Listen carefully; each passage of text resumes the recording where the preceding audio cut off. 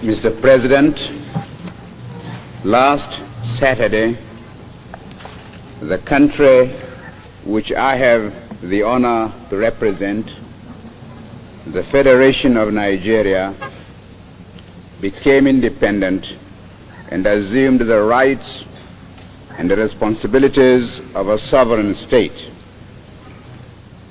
Today, Nigeria has been admitted into the United Nations organization and assumes still more responsibilities. On behalf of my countrymen in Nigeria, I thank you all most sincerely for accepting us as a fellow member in this organization.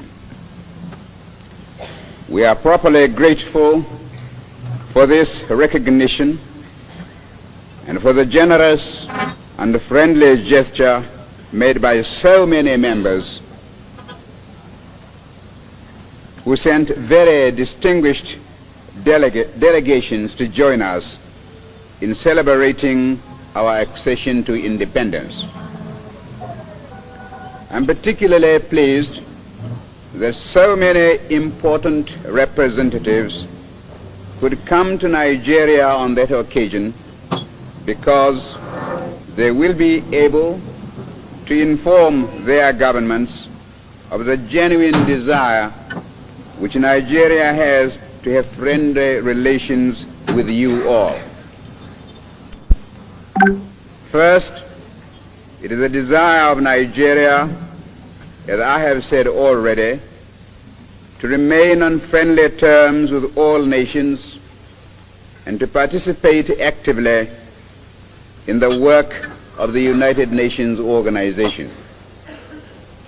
Secondly, Nigeria, a large and populous country of over 35 million, has absolutely no territorial or expansionist intentions. Thirdly, we shall not forget our old friends, and we are proud to have been accepted as a member of the British Commonwealth. But nevertheless, we do not intend to align ourselves as a matter of routine with any of the power blocs. We are committed to uphold the principles upon which the United Nations organization is founded. Fourthly, Nigeria hopes to work with other African states for the progress of Africa and to assist in bringing all African territories to a state of responsible independence.